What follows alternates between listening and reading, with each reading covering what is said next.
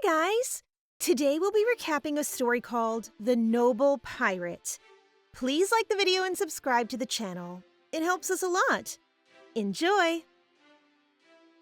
A loud explosion thunders over the ships at sea. Rosetta, known as the Red Dawn and the captain of the ship Toulon, rushes to the ship's helm. As she makes her way through, she notices that they've been attacked. Pondering on that, Rosetta begins to suspect Nick, a dear friend of hers. Rosetta stumbles as another cannon is fired. She finds herself unable to stand because of the forceful impact. Amidst her weak state, Rosetta recognizes a familiar face approaching her. Wait, that's Nick! What's that he's carrying? As Nick approaches Rosetta, he tells her that she'll die no matter what happens. Nick tells Rosetta that her death was a small exchange in order for her crew to live. He forces a vial of fluid down Rosetta's mouth, and slowly Rosetta begins to lose consciousness. Seriously? As if firing cannons, stealing her crew, and betraying her wasn't enough? Now he's poisoning her? Unbelievable. She admits to herself that she's not afraid of dying. However, she hesitates at the thought as an image of a blonde-haired fellow appears in mind. So handsome. I can't blame her for not wanting to leave that guy alone, but, I think he's still a minor. Did I make it? Rosetta asks herself as she slowly flutters her eyes awake. Rosetta assesses her current situation. Comfy bed, fine clothes, huge room. Oh my! Whoever rescued her must have been a big shot. A noble woman soon barges into Rosetta's room and caresses her with concern. Rosetta realizes that she must have been the one who rescued her.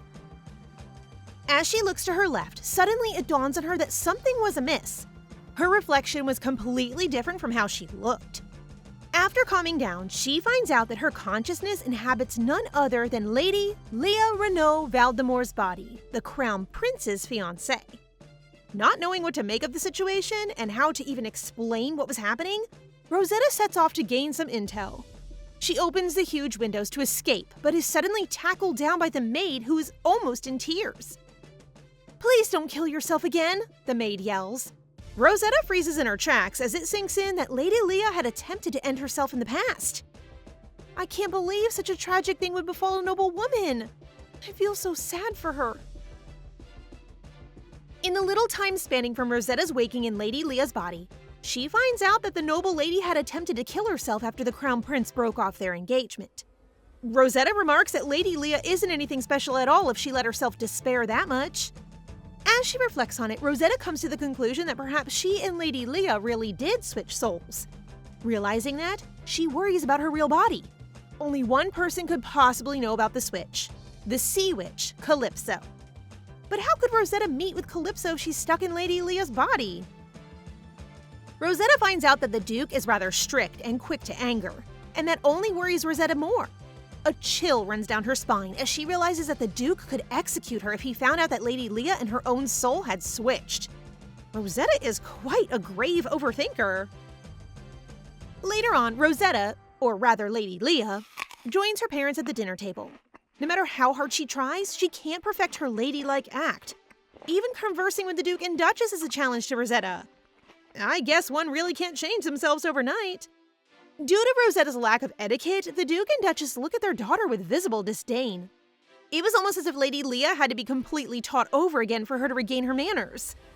Discussing manners straight, the Duke implores Lady Leah, who happens to be Rosetta currently, to immediately work on finding a new suitor. I feel like the Duke really only cares about his image. I mean, why would he be so harsh on his own daughter? By the end of the dinner, the Duke raises an ultimatum to Lady Leah. If she can't find someone within a month, she'll be sent off to a convent where she may never leave after she enters. In a gathering of male nobles, the topic of Lady Leah's search for a new suitor fills the room. Viscount Owen Canebrake initiates the topic among the other nobles. Word has spread that Lady Leah Valdemore has gone mad, speaking so crassly, showing little to no etiquette, and muttering things unheard of. Well, they're not really wrong. I mean, Rosetta's a pirate who woke up as a noble all of a sudden. Owen seems to be fixated on hearing a response from Lord Cadriel, the only Rear Admiral of the East. Cadriel responds that the matter of Lady Leah is of no interest to him. Hearing Cadriel's reply, the other male nobles express contrast as they are forced to take interest in Lady Leah. Cadriel cuts the conversation short, calling out the other nobles for defiling a lady's honor behind her back. OMG, isn't he such a gentleman for that? However, Owen refuses to drop the topic as he mentions that Cadriel's mother had already sent a proposal to Lady Leah under Cadriel's name. This news stuns Cadriel and leaves him dumbfounded. Meanwhile, back in Lady Leah's quarters, Rosetta feels at ease living the noble life. When a memory of Nick flashes to mind, she reminds herself that vengeance should be hers. That's right, be the girl boss that you are. Rosetta comes up with a plan of action, and it begins with finding her body. Rosetta notes two things that hinders her. First is that Lady Leah had nothing to her name. No jewels, no cash. Talk about a broken noble. What an irony. Second, Lady Leah had no stamina at all. How could Rosetta move actively around when she barely has any stamina to work with? Lady Valmont, Lady Leah's assigned etiquette instructor, arrives shortly after. In a haste, she begins tutoring Rosetta on how to maintain a ladylike persona. Again, Rosetta realizes how frail Lady Leah's body is. How could she feel so tired after measly exercises? After a while, Lady Valmont praises Rosetta's form, saying it was perfect. The praise delights Rosetta immediately. Rosetta then shifts feelings of pride to exhaustion when Lady Valmont wishes to start from the top. Being unable to keep up due to Lady Leah's limited physical abilities, Rosetta collapses on the spot. Gosh, I bet Rosetta really isn't used to having a weak body. In the morning, Rosetta and her attending maid break out in dispute. Wait, what are they quarreling about so early in the morning? Rosetta refuses to wear a corset. No way would she be able to fit into such tight and narrow clothing. The maid then instructs Rosetta to raise her hands, much to Rosetta's confusion. Not realizing that it was a trap, Rosetta finds herself being strapped into the corset immediately. When the corset is tightened, Rosetta once again collapses. Really, how frail is Leah's body? But then again, corsets are evil, so I can't blame her. As soon as Rosetta wakes, Anna, the attending maid, apologizes profusely. Anna even offers to have herself executed for almost suffocating her master. Rosetta takes advantage of the situation. Realizing that this was something she could use as leverage, Rosetta tells Anna not to argue with her anymore in exchange of keeping this incident a secret. But things don't always go according to plan, as Anna informs her that the earlier mishap is no longer a secret. And that's what I call a foil plan for Rosetta. In the afternoon, Rosetta meets with her etiquette instructor. Lady Valmont seethes with anger as Lady Leah fails all her lessons. She despairs as the reputation she built over the years would crumble just because of Lady Leah's failure. Hearing this, Rosetta negotiates a deal with Lady Valmont. Rosetta promises to do well in all her lessons, but the catch is that Lady Valmont should give her a cut of the weekly stipend the Duke pays to teach Lady Leah. In return, Lady Valmont negotiates her terms as well. Rosetta, or rather Lady Leah, should meet all her standards. If Rosetta fails to do so, she won't receive a single penny from Lady Valmont. It's a win-win situation for both of them. Reaching an understanding, both Rosetta and Lady Valmont shake hands to honor their deal. I smell a cooperation brewing between these two. I hope all goes well for both of them. Lady Valmont sticks true to her word of training Rosetta through harsh etiquette challenges without hesitation. Ranging from written exams to practical exams, Lady Valmont subjects Rosetta to only the highest form of training. Within 3 days, Rosetta transforms into an unrecognizable prim and proper lady, ready to meet callers and suitors. The Duchess, Lady Leah's mother, compliments Rosetta and Lady Valmont's hard work in training. While the Duchess busies herself by inspecting Lady Leah's wardrobe, Rosetta pushes Lady Valmont to give up the money. When Lady Valmont hands over a pouch of money, Rosetta immediately finds out that it lacks a few coins. Of course, that's a skilled pirate right there. To justify, Lady Valmont claims that Rosetta hasn't entirely met with her standards. Hearing this, Rosetta drops the topic and leaves it be. Rosetta meets with all of the suitors one by one, but none are to her liking. Rosetta devises a secret code with Anna to quickly sort through all the suitors, and fortunately, it works like a charm. After her 17th suitor, Rosetta slouches in exhaustion. The Duchess promises Lady Leah that the next one would surely be worth her time. Seriously? How many times has the Duchess said that already within the day? Anna reads out the next suitor's name, and it's none other than Lord Cadriel Monterosa. Wait, what? That name seems much too familiar to her. She quickly sits upright again at the realization of who she'll be meeting. a handsome blonde-haired guy flashes in her thoughts. The same one she thought of before drifting unconscious during her ship's attack. OMG! So the guy we saw before was Lord Cadriel? And they'll be meeting again soon enough? Realizing that meeting someone who knew her as Rosetta could jeopardize her current position, Rosetta tells Anna to call off the meeting with Cadriel under the pretense of feeling sick. This proves to be pointless because as soon as Rosetta tries to escape through the door, she bumps into Cadriel. As the two lock eyes with one another, an intimate first meeting is shared between them. Yeah! It's almost as if the whole world revolves around them. Holding on to Cadriel as she stumbles, she scans Cadriel and realizes that he's grown into a dashing young man. As she takes in his sea scent, she gets nostalgic about her past. I wouldn't blame her. Being reminded of something so close to home would leave my heart longing too. Cadriel, in a cold voice, asks Lady Leah to let go of him if she was feeling fine. His cold demeanor puzzles Rosetta, as this was unfamiliar treatment. As they try to formally converse with each other, both find communication between them to be unachievable. Rosetta is being the bigger person here, if you ask me. She's trying her best to get along with Cadriel, but he seems too rude to her. Cadriel will not budge from his aloof and cold demeanor, while Rosetta would not indulge Cadriel's rudeness. Trying to drown out the entire situation, Rosetta reaches for her tea and chugs it down. Wow, she chugged down her tea like it was alcohol! Not realizing how hot the tea was, Rosetta spits it out, which garners an unfavorable look from Cadriel.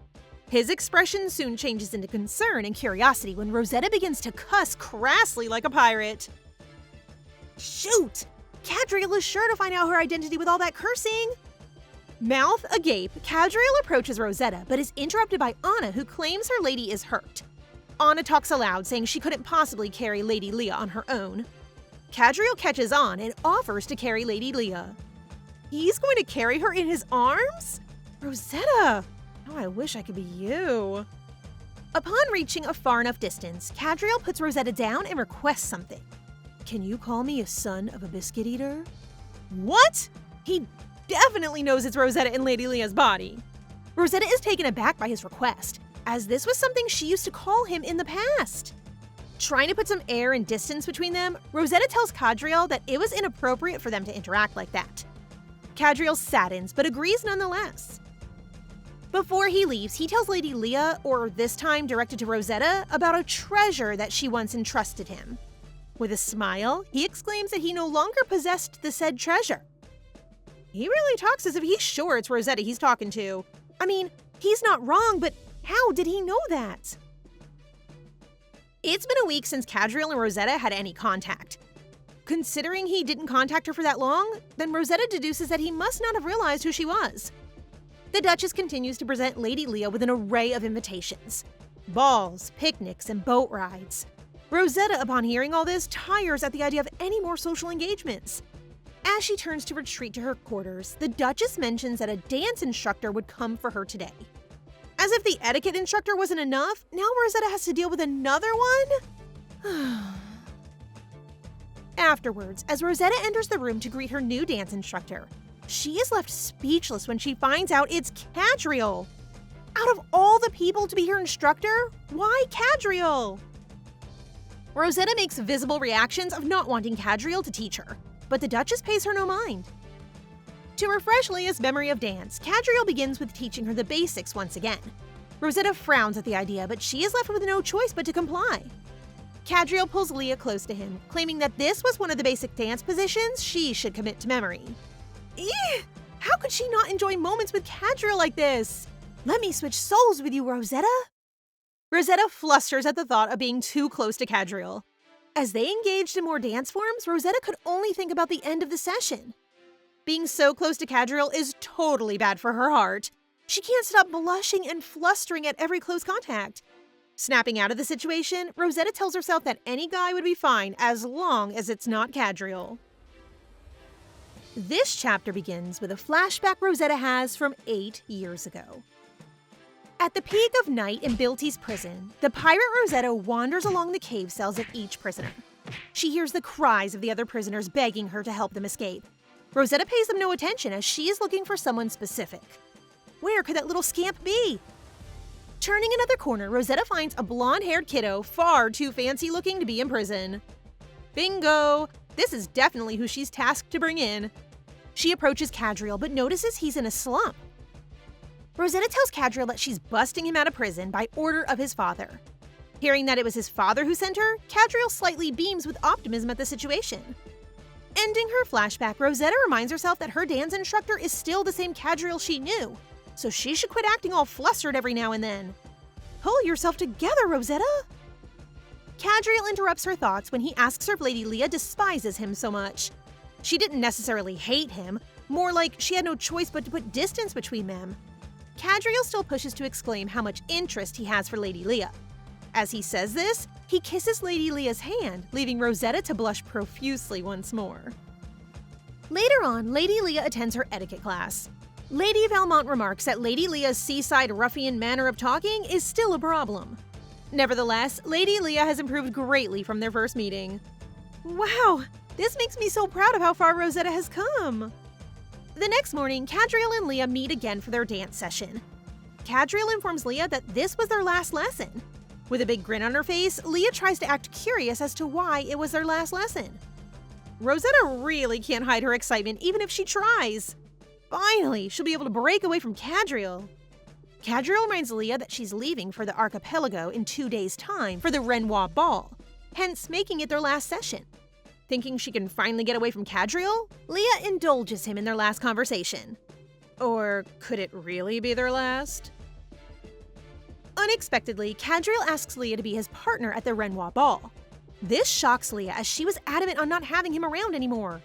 Not realizing that she never did answer Cadriel's request, Cadriel repeats himself, but this time quite blandly.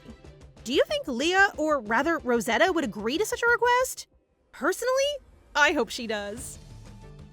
Not wanting to add more trouble into Leah's life, Rosetta reflects on the implications of accepting Cadriel's request. Just based on that, you can tell that Rosetta looks after Leah even if she doesn't know her personally. Leah denies Cadriel's invitation to the ball. She tells him that she has already planned to go with Lord Bensley. Hearing this, Cadriel pushes the topic no further, but before he leaves, he gives Leah a piece of advice. Cadriel had only taught Leah the opening of the waltz, so she could take great care not to dance beyond the opening. He remarks that people would find it odd that Leah barely knows the steppings to other dances. As Cadriel leaves, Leah is speechless at his advice. How could he have only thought to bring this up now? As Leah travels east, she thinks up of ways on how to track down her original body, Rosetta's body. She settles with seeking the known information broker while she travels. Rosetta drifts to sleep and dreams of an interaction with Cadriel. In her dream, Cadriel betrays her, similar to what Nick did to her. I feel so sad for Rosetta. She has trust issues now. Leah jolts awake, and as soon as she does, Anna beckons her to view the scenery before them. Anna prepares Leah for her soon arrival in the archipelago and reminds her to be wary of her actions. Upon her descent from the carriage, Leah prepares herself for this new venture. The next morning, Leah's maids inform her that Lord Bensley has backed out of being her partner. She is then informed that all other male nobles had declined to accompany her as well. It seems like they're plotting something against her. She meets with Lord Bensley shortly afterwards. Rosetta threatens him with her knife skills, and ever so quickly, Lord Bensley admits the truth. Turns out, Cadriel had met with him and talked him out of partnering with Leah. Now, what could Cadriel be up to?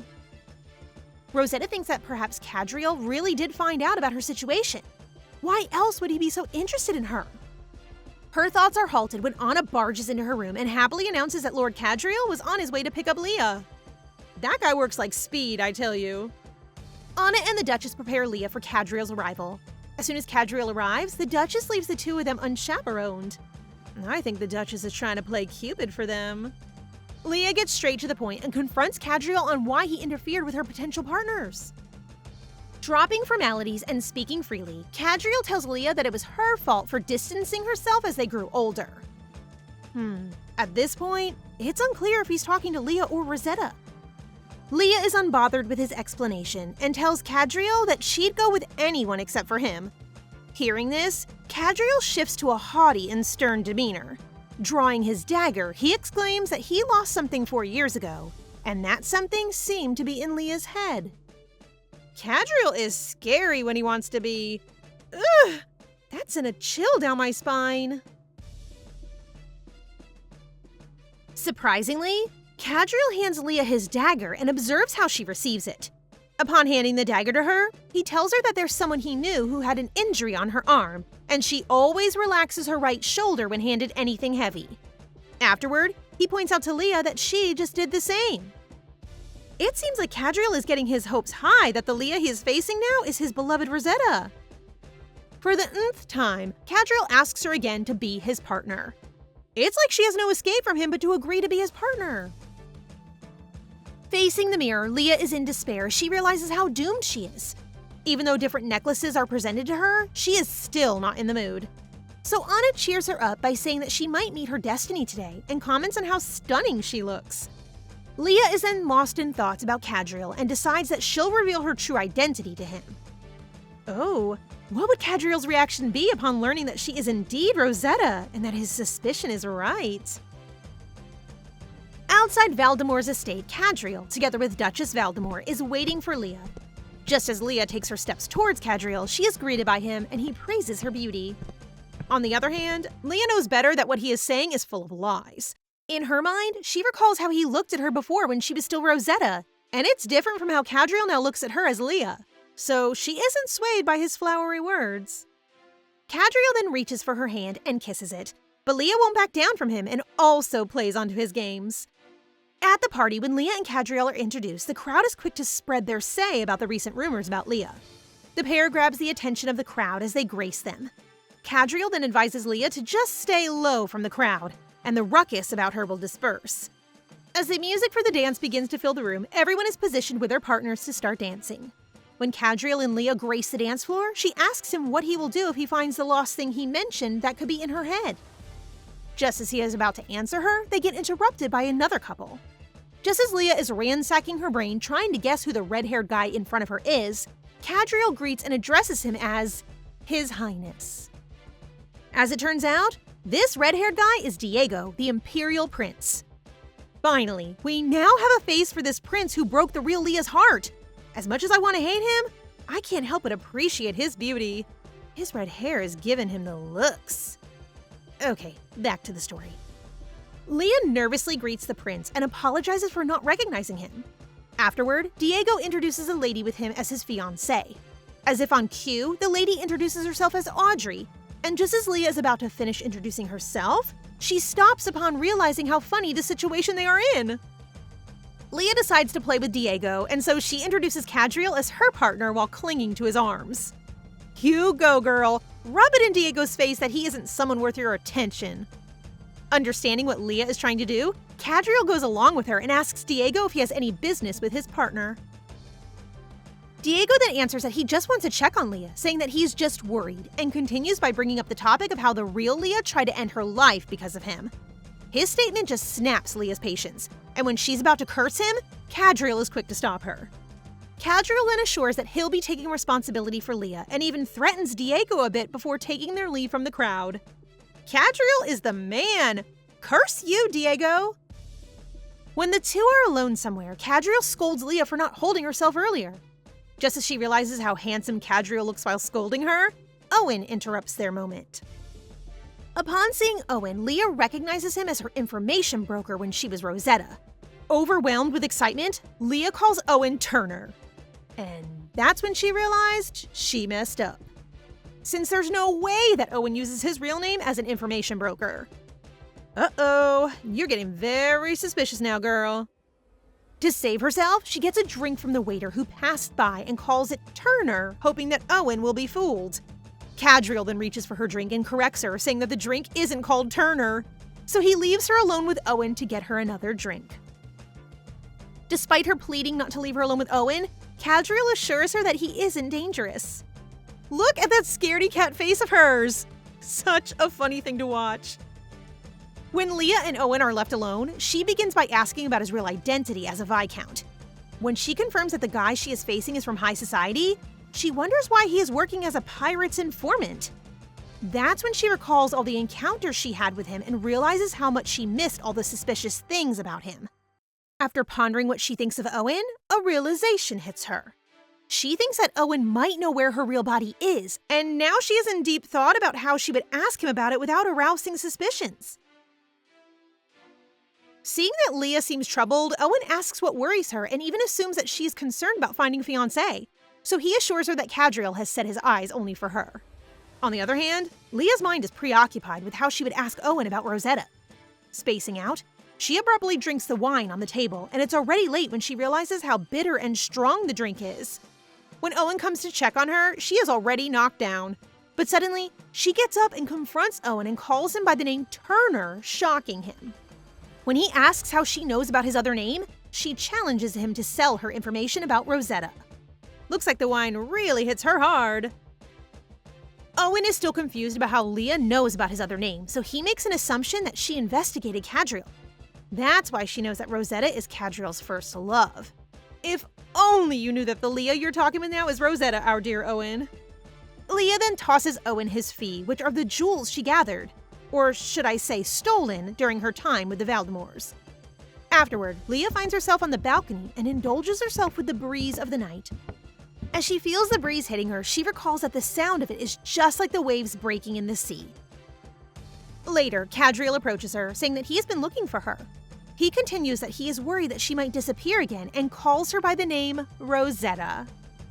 Oh no. Does this mean he already knows her real identity this whole time? Earlier, when Cadriel is grabbing drinks for Leah, he gets surrounded by different ladies trying to get a piece of attention from him.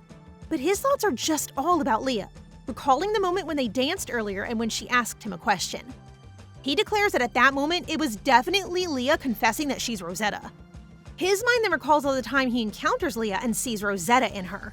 As it turns out, his suspicion that Leah is indeed Rosetta grew the more they encountered. But seeing the way Leah was avoiding him, his longing turned into anger. It would be fine for him to keep things just the way they are between them. But the moment he realizes that he might lose her again, if the prince knows her real identity, this scares him. So now he wants to protect her at all costs, afraid of losing her again. Oh, Cadriel, your love for Rosetta is one to die for. Despite her different appearance, you were able to recognize her. Isn't he the sweetest? Back to the present, on the balcony, upon hearing Cadriel calling her Rosetta, she is shocked and at the same time conflicted about whether she should reveal her true self. She recalls the time Cadriel was so in love with her. Just as she gets more swooned by the thought of him, she pulls herself together and ponders the bright future ahead of Cadriel with a beautiful duchess.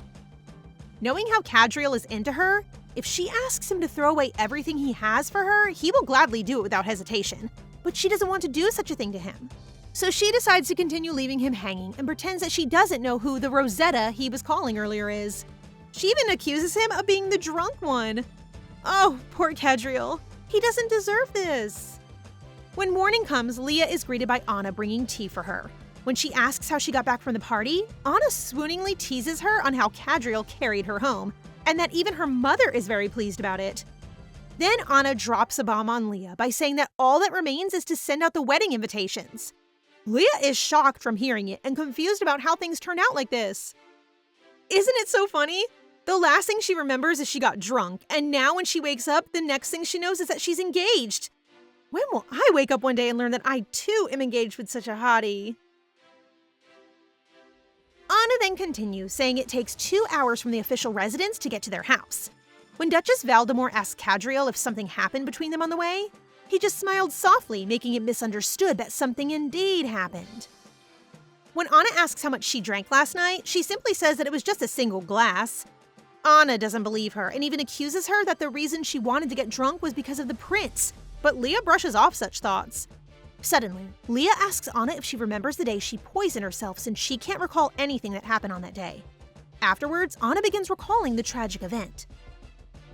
As it turns out, the prince is already known to be a womanizer, but it didn't bother Leah at the time.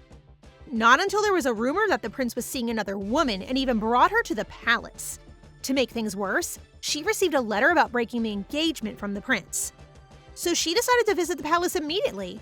When she returned from the palace, she was unconscious, and it was explained that she drank poison right in front of the prince, confirmed by different testimonies who saw the event. Such an absurd thing, killing yourself just because of a man! After After hearing this story, Leah feels like something isn't right. So she asks Anna if it seemed like she loved the prince, to which she answers that in her eyes, she didn't love him. That's when she makes a point in her mind that there's a possibility that the real Leah was murdered. Leah is prepared to date another man today. She determinedly goes on her way. Just as she thinks that she won't be seeing Cadriel, she finds herself together with him on the boat. When she irritably asks him why he is her partner for today, the latter simply answers that he sent a message that he'll be accompanying her in all of her future social events. As she continues to nag at him, she gets interrupted when he puts his coat on her, making her blush. They're such a cute couple to look at and in a lover's quarrel. Cadriel then explains that he hates that guys look at her just because of her looks. He continues that her appearance is nothing but a shell. It wouldn't matter to him if she is uglier or more beautiful, as he thinks of Rosetta while facing Leah. Cadriel is such a loyal man indeed. Oh, it must be a marvel to have true love, especially from such a sweetheart.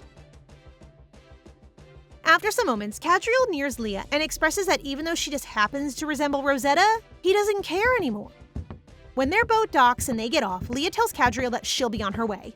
But she gets halted when she sees a big ship in front of her, with Cadriel saying that they haven't finished boating yet.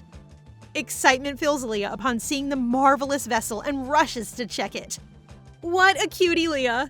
She looks like a child who just got her favorite toy! She then excitedly boards the ship and roams around while checking every little detail of it. As she relaxes on the deck, she feels like she's really at sea and still in disbelief that she's really on a naval ship. She recalls the time she spent on her ship, the Toulon, and thinks of how she misses those days being a pirate. Later, Cadriel gets her attention and invites her to join the banquet. But not so far together with them on the ship is a mysterious man who seems to keep an eye on them. Who could this be? When night comes, a fireworks display entertains the guests on the ship. When Cadriel gives Leah a drink, one of her suitors tries to hit on her, but Cadriel is quick to block the man from her sight. He then holds her and tells her that there's no other man that suits her other than him. So possessive and jealous, huh, Cadriel? Cadriel's words have a strange effect on Leah as she feels her heart beat faster and her face burning up. Just then, they feel the ship moving as it sets sail, leaving the port. Leah is happy sailing on a ship again, but when she's on the deck feeling the sea breeze, she feels the seasickness hitting her. Such a funny thing of her being seasick when being on the sea is her favorite thing. Cadriel aids Leah and lets her rest for a moment on one of the benches. Then he tells her to just stay still as he will get a drink for her. As it turns out, the mysterious man keeping an eye on Leah is Owen. Upon his observation, he gets suspicious of her, so he decides to approach her. When he greets her, she's happy to see him, expressing that she's been waiting for him and asks if he figured something out. To test his suspicion, he tells her that he met with Calypso and continues saying that she said something strange about her, which is her being cursed. He ponders that Calypso once spoke about a soul-switching curse, and if Leah is really Rosetta, she will react to his statement. On the other hand, Leah is still not feeling well, so she can't fully comprehend what Owen is saying. Seeing her being seasick makes Owen rethink if she's really Rosetta, but the way she's behaving now is strange and not so ladylike. Owen then tries to assist her and makes her stand, but just after that, the ship tilts. As the ship keeps on wobbling, Leah hits the side of the deck and unfortunately slips from Owen's grasp and falls from the ship. Oh no! This is bad! When Leah plunges into the sea, she is having a hard time swimming with the strong current. Adding difficulty to her is her heavy gown. As she tries to breathe for air, she loses consciousness. Just on cue, Cadriel dives into the sea and rescues her by giving her air through mouth to mouth. I know this is such a bad thing, being drowned, but are you guys willing to be drowned if Cadriel is ready to save you and even get mouth-to-mouth air from him? Those lips are heavenly for sure. Earlier, the moment when Leah falls from the ship, Owen gets conflicted about the situation. Good thing that Cadriel is just on time to arrive and quickly dives to save Leah. Moments after, Cadriel shows up carrying the unconscious Leah in his arms as he tries to get on the ship. After lying Leah on the floor, he tears a part of her gown and keeps on doing CPR on her. From pumping her chest to giving her mouth-to-mouth resuscitation, the scene surely grabs everyone's attention. Finally, after his non-stop CPR and pleading since he is dead worried about losing her again, Leah finally breathes and becomes conscious. Yay! Cadriel didn't lose her again. Thank goodness. When Leah is still having shortness of breath, Cadriel gives her another round of mouth-to-mouth resuscitation. Oh, please! We're having a hard time breathing with this scene. Can you give us mouth-to-mouth air too, Cadriel? The next morning, when Leah wakes up, she finds Cadriel at the side of her bed. Upon seeing her awake, he comes to check on her and then expresses relief that her fever has gone down. With him being so near makes her blush, so she exclaims at him to get off her. Later, she realizes what she's wearing is different from last night, so Cadriel explains that they got carried away by the current, and he adds that he'll get more expensive ones. She then asks him where they are, and upon learning that they are at the Monterosas mansion, she is shocked and nervous. Cadriel explains that her fever was quite high last night, so he brought her to his family's mansion since it's closer. Afterward, he grabs a letter and gives it to her, saying that it's a post from her family. After reading the contents of the letter, she gets angry and crumples it. So Cadriel holds her hand to calm her down and tells her that, as the letter says, they will get married. Cadriel further explains to Leah that the letter is an official letter from Duke Valdemar himself. To sum up everything, it just means that he has to take responsibility for her since during the drowning incident, he tore her gown open and put his lips on her. Adding that it was done in front of so many people and that their reputations are in jeopardy, just announcing their engagement wouldn't suffice. He then declares that she uses him and thinks of it as a contract where he will accommodate all the conditions she needs. He's really willing to do everything just to keep her. When asked what the conditions he is referring to, he answers that it could be anything, and he could make it happen whatever it will be. He also points out that there's no need to fulfill any marital obligation. Seeing her still undecided, he offers to make a contract, but she refuses. Sighing, she expresses to him that she has no interest in marrying him since he is totally different from her, and unlike her, she wants him to shine. She further continues that he should find a flawless duchess and become an admiral. Their conversation ends with her pointing out her flaws and making him understand that she won't marry him. This is very painful for our Cadriel. But you can marry us, Cadriel! We are more than willing to offer you a lifetime of partnership. When Leah is finally back to her home, Anna keeps on teasing and prying her about what happened between them and Cadriel. Anna then shows her the gossip sheet, and when she reads the contents of it, she freaks out since the information written there is so outrageous. The rumors about them and Cadriel have spread, and this makes Leah go crazy. Suddenly, she commands Anna to bring that thing to her. Somewhere outside the Valdemore's house, when two of the guards are doing their rounds, they bump into Leah, who is now disguised as a maid. They realize that she is trying to run away. When they see her having a hard time going up the wall, they offer to help her. One of them advises her not to go too far since Cadriel is coming soon and that she should come back soon. After thanking the two, they realize that they need to help her again going down the other side of the wall. Surprisingly, Owen appears on the other side of the wall and offers to help her.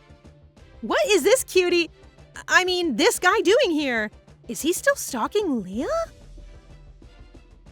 Owen gestures that he will catch her. He is about to tell her the information she is looking for when a foot lands on his face. Leah has used him as a stepping stone. More like a stepping face. Poor Owen. Leah, how can you ruin such a beautiful face? Leah happily zooms away from him before he can even tell her that the Rosetta of the Red Dawn is in fact already dead. Leah is happy to be away from that place, and with the money she has, she can go back to the east. However, she still has to find Calypso so she can have her body back. Unfortunately, she overestimated her body and soon she has to take a break. That is when she sees someone familiar, an old woman who looks exactly like Calypso. And it is indeed her. So she follows her. However, just when she thinks that she lost her, someone grabs her. Fortunately, it is exactly who she was looking for. She cheerfully greets Calypso. The old woman recognizes her as Rosetta and tells her that she did not expect to meet her at all. To her surprise, Calypso tells her that she doesn't have to go to the east because her body has already sunk in the sea 4 years ago. Poor Leah is devastated. How about the soul of the real Leah? Calypso answers that since she can no longer sense the girl's soul, she is no longer in this world as well. She can't accept this, so she begs her to change the way she looks. However, Calypso tells her that one soul can only be subjected to one curse, and she is already under the soul-switching curse. Leah is anguished that she has to keep living in a golden cage. Calypso, taking pity on her, gives her a potion that causes her current body to no longer contain her soul. Her spirit will sleep once again. She laments that she can no longer be a pirate with this body, so she attempts to drink the potion. However, the thought of her struggles to survive stops her. At that moment, someone comes dashing to her. You'll never guess who it is. It's our beloved Cadriel, of course. She realizes that she still has him, someone who will give his life for her. Cadriel finally speaks after wiping sweat from his face. So hot. He tells her that they don't have to get married, and he'll do whatever she wants so she doesn't run away. This level of devotion is so deep. This is true love, guys. If only we had one too. He embraced her desperately. The last thought she has before she loses consciousness is how her Cadriel is all she has. She is dreaming. She is once again on a ship, her sole purpose in life. But this time, she is racing towards the horizon as Leah. She becomes aware that it's a mere dream, so she makes a vow. She pledges to return to the real sea. She wakes slowly, and a teary Anna greets her. She learns that she was asleep for 10 days. The first thing she asks for is to see Cadriel. When he arrives, he wordly inquires about her health. She then tells him the reason why she called him. She wants them to get married. To say that Cadriel is shocked is an understatement. He leans towards her and reminds her that when they get married, he will never let her go. Well, he is certainly thorough. We can only imagine how happy he is right now. After all that time chasing after her, he can finally have her. She tells him to sign the contract she's prepared if he doesn't believe her. Before she can even discuss the terms, he signs without a thought. She berates him for it, but he merely explains that he will agree with any of her conditions. Ah! I can't believe how absolutely besotted this guy is. On the day of the wedding, Leah looks gorgeous in her dress. She thinks about how the sea dogs from the Toulon would have bowled now that Cadriel is actually able to catch her. A feast would probably have been in order if they were here. Right then, she sees Cadriel leaning against the wall behind her, looking as handsome as ever. The lovesick man holds her hand and tells her how he's even happier than he thought he'd be. He kisses her on the forehead, claiming that he was practicing. She laughs at his antics but remains in his embrace. The two of them look so in love that it's hard for me to take. I want my very own Cadriel now. Kurgoth, the father of the pirates and her adopted father, once said that love is the willingness to endure anything for your beloved. As she's getting married, she wonders if she loves Cadriel any less if she's not willing to give up anything for him. She can't let go of her life as a pirate or her revenge. By the time she reaches the altar and seals the vow with a kiss, she decides that she can't allow herself to care for him too much. The couple shares a sweet kiss in front of everyone, making them husband and wife. Finally, our couple is married. Although Leah's thoughts were kind of depressing for such an occasion. During the reception, Cadriel calls Leah because the Archbishop wants to have a word. Leah begins mentally preparing herself because she is worried that he will see that she's just a pirate masquerading to be this noble lady. Noticing that she looks pale, he caresses her face. He suggests that she rest. However, the Archbishop interrupts their lovey-dovey moment by congratulating them on their marriage. He then mentions that her energy seems to have changed. Leah freezes, thinking of the worst, but then the Archbishop tells her not to worry because she just needs to adapt. Naturally, she is confused, so he explains that she is in grave danger and only she can deal with it. He then eerily announces that something has arrived just as the prince and her fiancé have entered the venue. The prince and his fiancé cheerfully congratulate them. Audrey then expresses how she wants to see the beautiful Valdemore's gardens, claiming that it is the reason she wants to come. How rude! Leah certainly thinks so as well, since it's literally her wedding. Audrey wants Cadriel to escort her, so he has no choice but to oblige. Diego dismisses the Archbishop as well, ensuring that they are alone. He tells Leah that he's been looking forward to seeing her. She notices the pendant he's wearing, recognizing it as belonging to Calypso.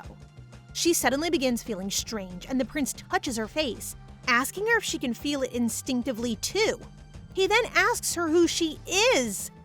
OMG, does he know? Before she can react, he tells her that she doesn't have to be surprised and that he'll only give her a gift for now.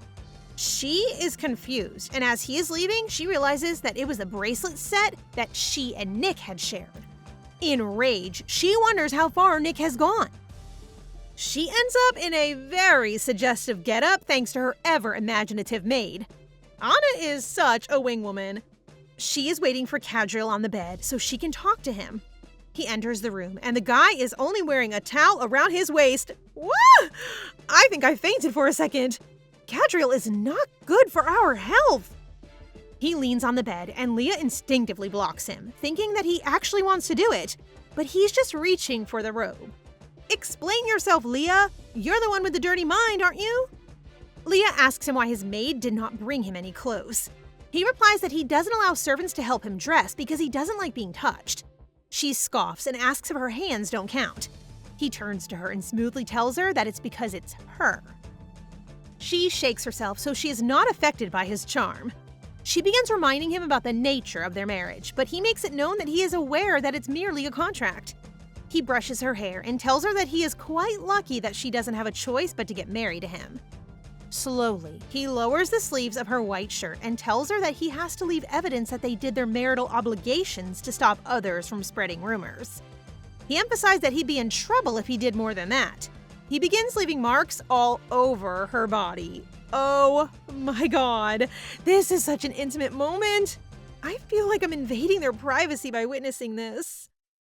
When he's done, they have an awkward silence. She then suggests that they hit the sack, but of course there's the who will take the bed situation. Since no one will let the other sleep on the stool, Leah tells her silly son of a biscuit to share the bed with her instead. They're so cute. Leah has to bid goodbye to her parents now that she and Cadriel are bound for the east. While she looks out the window, she remembers how desperately she wanted to get away from the Valdemars. But now that it's finally happening, she's not as happy as she expected. Those two didn't even have the chance to mourn the loss of their daughter, the real Leah. She stops the carriage and rushes outside. She takes her mom's hand and tells them both to stay in good health for a long time. It's the least she can do for the original Leah. They'll arrive in a week, and Leah's first priority is to find Nick. She thinks about employing Owen's help, but he seems to be sulking during her wedding. Of course he was, Leah. You stepped on his face. She then figures that Cadriel will probably be more useful, but she realizes that she shouldn't use him like that. However, she still needs to discuss her identity with him. But as luck would have it, she doesn't get to talk to him for most of the journey because he is always so busy.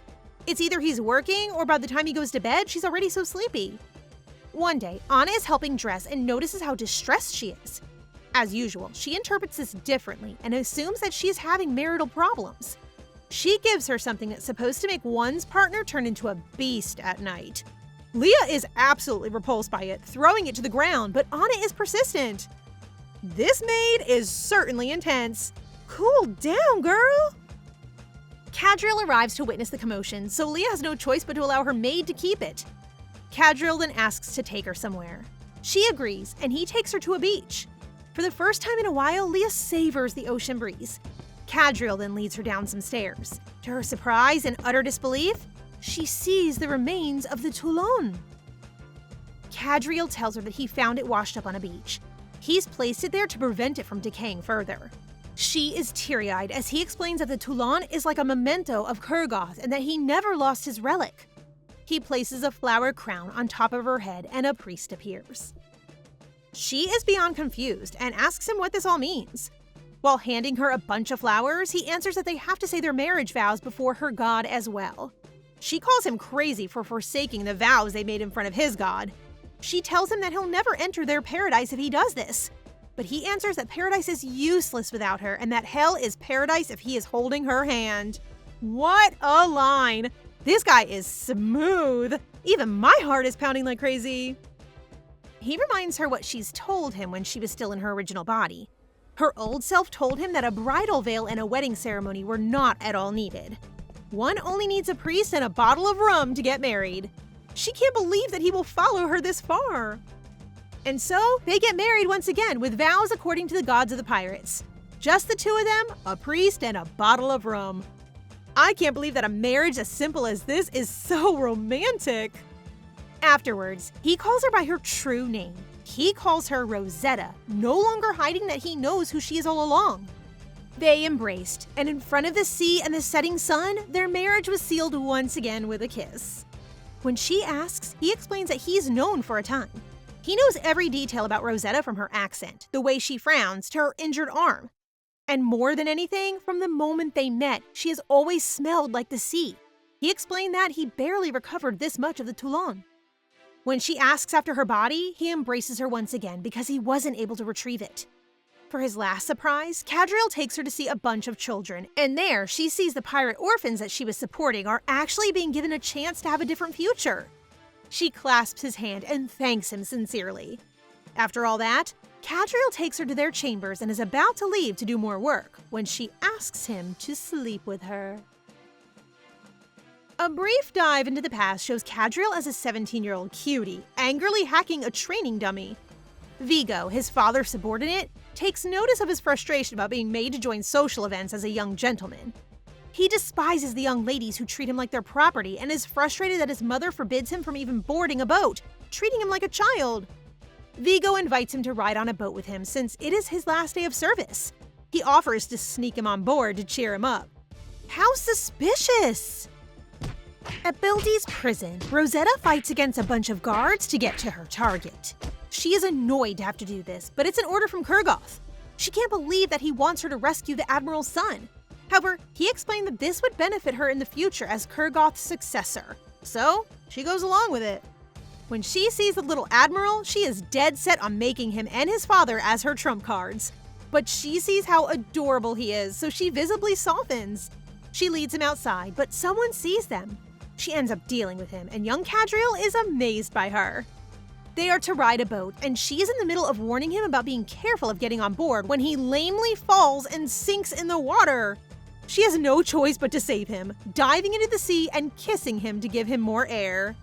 Cadriel, even in this situation, is blushing like a tomato. In the middle of the Saraposa Sea, Rosetta reminds him to remember that he owes his life to her, even when he becomes an admiral. The puppy, Cadriel, agrees enthusiastically, calling her his lady. She rubs his head for calling her that, demanding that he address her as captain. But he insists on calling her that unless she tells him her name. She is forced to do so just to shut him up. He asks her when they can meet again, but she calls him crazy because the only time a pirate and admiral meet is in front of the chopping block. How morbid! They then meet a bunch of Navy sailors meant to take Cadriel to his father. Later on, Rosetta is in a pub and she overhears a sailor talking about a job that he ended up rejecting. Apparently, they were asked to pretend that they were in the Navy and that they were bound for Saraposa Sea. That is when Rosetta knows that something is wrong. She can't just leave the little admiral alone. Meanwhile, Cadriel is on a boat and in front of him is the traitorous Vigo. He is gloating that he managed to kidnap Cadriel twice. He points a gun at him, but he notices that Cadriel is actually not paying attention to him. Right then, a body crashes against the window, knocking Vigo along with it. Rosetta then appears to rescue him once again. Rosetta is busy wielding a sword to fight off Vigo's men. She tells Cadriel to stick with her. However, when he sees someone about to attack Rosetta, he gets one of Rosetta's swords and blocks the attack. He successfully defeats the sailor, displaying just how skilled he is as a swordsman. Rosetta is incredulous and hits him on the head for not fighting earlier. The two of them then face off a bunch more enemies together, working with their swords in unison. Suddenly, the ship tilts, throwing Cadriel to the ground. When Rosetta sees a barrel flying towards him, she throws her body to shield him, her shoulder receiving most of the impact. So this is why she has an injury on the shoulder. Despite her injury, she stands up and picks up her sword, ready to face off more enemies. Fortunately, the admiral and his ship arrive, ready to rescue his son. Later on, Cadriel guiltily asks her about her shoulder, and she answers that it's nothing to worry about. Cadriel is about to tell her that he likes her, but a voice from down below calls out to her. She looks down the ship and sees Nick on a little boat. He is there to pick her up. Rosetta turns to him and smilingly tells him that it was fun before diving into the waters. Sometime later, Cadriel has to ask Owen about Rosetta and Nick. He even asks him where he can meet Rosetta again. Thus begins his quest to see Rosetta again. He goes to every possible place that he was told Rosetta would be, persistent to a fault. When he finally sees her again, she questions why he is always following her. He grabs her hand and tells her that he likes her and that he misses her. However, she merely tells him to scram and to forget about her.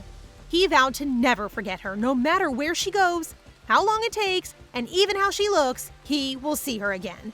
And boy, was he right. Not only did he see her again, he even married her. Way to go, Cadriel! Hold on to your hearts, people, because this is actually happening. The couple is actually having quite an intimate moment. They are pretty absorbed in each other, and they eventually end up on the bed. Cadriel takes his shirt off, and Leah is annoyed that he looks so calm. He admits that he is actually nervous since it's their first time. However, he has imagined this scenario many times and is determined not to disappoint her, especially since he's good at everything he does. OMG, I bet you are! She lets go of his hand and states that she is confused about whether he is looking at her or at Leah. Cadriel begins to answer her, but she interrupts, claiming that it is unimportant. He stops her rambling by lifting her to his lap, surprising her. He drops a sweet kiss on her forehead and on her lips and tells her how good she is at overthinking. With passion in his eyes, he admits that he'd lust after a pebble if it contained her soul. That is so weird, but it is still swoon-worthy. The things you make me feel, Cadriel. The next morning, Leah wakes with a giant puppy-like husband hugging her tightly. Jeez, he is so gorgeous that I'm getting distracted.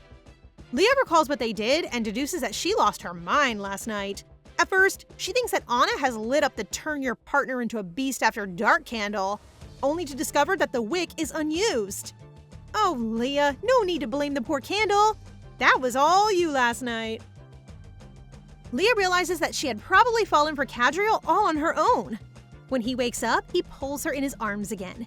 He asks that they stay like that for a little while. She reminds herself that she shouldn't fall in love with him, but she still stays in his embrace. Meanwhile, in a distant, not-so-pleasant setting, the Crown Prince is talking to someone about some preparations. The person answers that kidnapping people is not actually a pirate's business. He then asks the prince about the search for Rosetta. The man is actually Nick. The prince explains that a soul who switches bodies will not advertise this fact, but he assures him that he is trying. Nick agrees, but emphasizes that Rosetta has to be found, claiming that she is all he needs. What does that mean? What evil plans are these two concocting? And that's it for today, guys. What did you think? As always, don't forget to like the video and comment for the next part so we know you want more. Remember to subscribe and turn on notifications for updates. See you in the next one!